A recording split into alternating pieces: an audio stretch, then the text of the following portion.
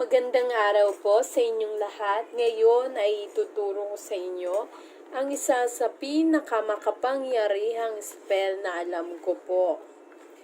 Kaya naman yan, hindi ko na papatagalin pa at simulan na natin.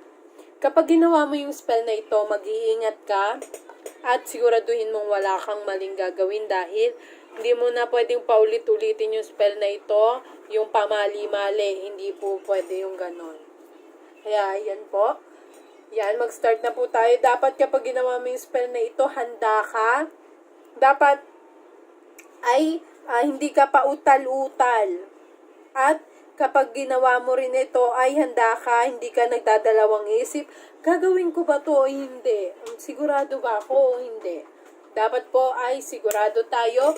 Walang tanong-tanong sa ating isipan. Basta alam natin na gagawin natin ang spell na ito. Ngayon magsimula na tayo. Sa isang lalagyan, paghaluin mo ang harina at tubig. Maaari mo rin itong lagyan ng kakarampot na ihi o kung meron ka man ng buhok ng taong ito. Mas maganda kung meron kang buhok ng taong ito. Ngunit kung wala ay ayos lamang, wag mo na lang lagyan. Yan, kung makikita nyo. Ito ang kanyang buhok. Ihahalo ko ito dito sa aking pinaghalong harina at tubig. Yan. Yan, kung makikita nyo, ganito ang itsura niya at ayan yung buhok na aking inaligay. Yan. Ngayon, ang gagawin mo ay ihuhugis mo itong tao. Yan. Ihuhugis ko lamang itong tao.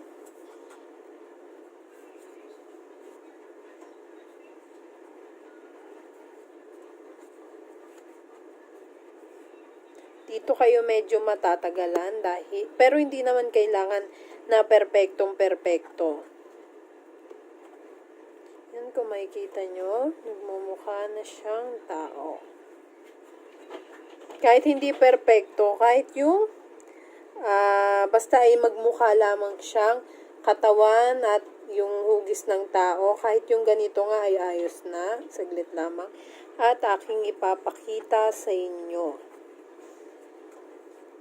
Yan. Yan. Ayos na yung ganyan. Tingnan natin ito.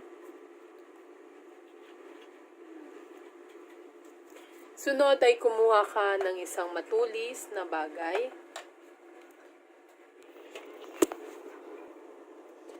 Yan. At kukuha ka ng matulis na bagay. Ang aking gagamitin ay karayom. Ngunit maaari kang gumamit ng kahit anong nais mo. Ngayon dito sa bandang puso, dito sa bandang dibdib, ay bubuksan natin ito o hihiwaan. Kahit yung buong katawan na hindi naman bandang dibdib, basta doon na lamang tayo magsisimula dito sa bandang dibdib.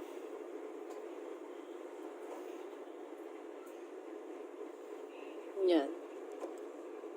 Makikita nyo, magiging ganito ang itsura ng inyong gawa.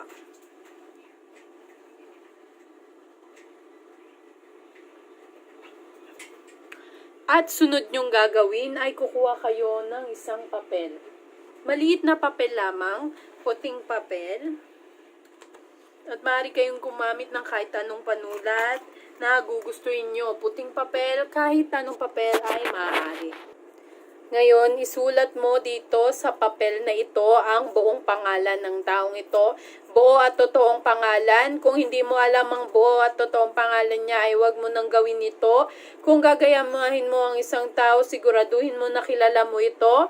At ang isang hakbang para malaman ko kung kilala mo ba talaga ang taong ito. At bukod doon ay kailangan talaga na totoong pangalan niya at buo. Dahil nais natin na yung taong ito talaga yung mapagawa natin ng spell. Dahil baka mamaya ay ibang tao na pala ang ginagawan mo ng spell. Ngayon ay isulat mo yung kanyang pangalan.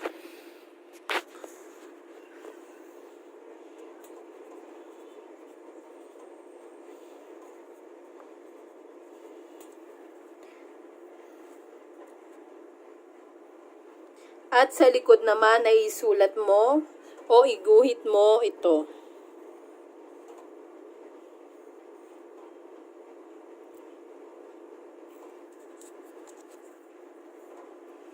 Yan.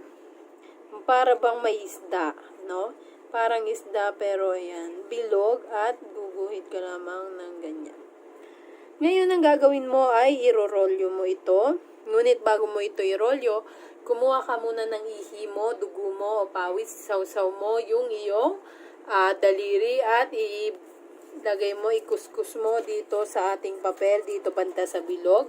Itupi-tupi mo ito sa maliliit at ipasok mo ito dito.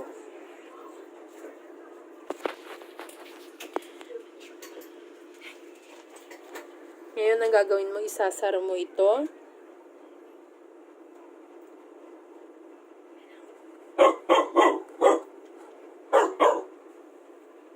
At papatuyuin. Ang gagawin mo para tumigas ito, ay iiwan mo lamang ito sa kung saan. Maaaring sa ilalim ng iyong kama, sa iyong cabinet, at sa taas ng cabinet, kahit saan. Basta bago mo ito itabi upang patigasin, ay sasabihin mo, bubulungan mo ito. Sabihin mo, ito ang aking dugo, ito ang aking pagkakakilanlan. Gawin mo ang aking kagustuhan at bibigyan kita ng iyong kagustuhan. At ngayon, ang gagawin mo kapag tumigas na ito, maaaring 1 araw, 2 araw, ang gagawin mo ay ibabaon mo ito sa lupa. Kung walang lupa sa inyo, ay maaari namang ilagay mo muna ito, itabi mo muna ito sa kahit saan, basta hindi maliliwanagan, hindi maaarawan, kahit anong liwanag ay hindi makikita rito. At ngayon, kapag balbawa alam mo na pupunta ka sa isang lugar na may lupa, ang gagawin mo, kukuha ka ng isang damit, tatakpan mo ito, ibabalot mo, at ilalagay mo ito, ibabaon mo ito doon sa lupa. Pagkatapos nun ay tapos na ang ating spell. Ngayon, ang araw kung kailan ito gagawin ay kung kailan mo gusto o kung kailan yung pakiramdam mo ay malakas ang iyong kapangyarihan o nag-iigting ang iyong kalamnan, ang iyong spiritual na katawan, no? Kaya ang gagawin mo rito ay bubulungan mo ito, gagawin mo ito habang iniisip mo yung taong ito at iniisip mo kung ano ang gusto mong mangyari, no? Kung gaano mo gustong makuha yung taong ito. Salamat sa inyong panonood. Sinasabi ko at pinapaalala ko muli ay ang lahat ng spell na inyong gagawin ay tinuturo lamang namin sa inyo. Ngunit nasa sa inyo ang desisyon kung gagawin nyo ba ito o hindi.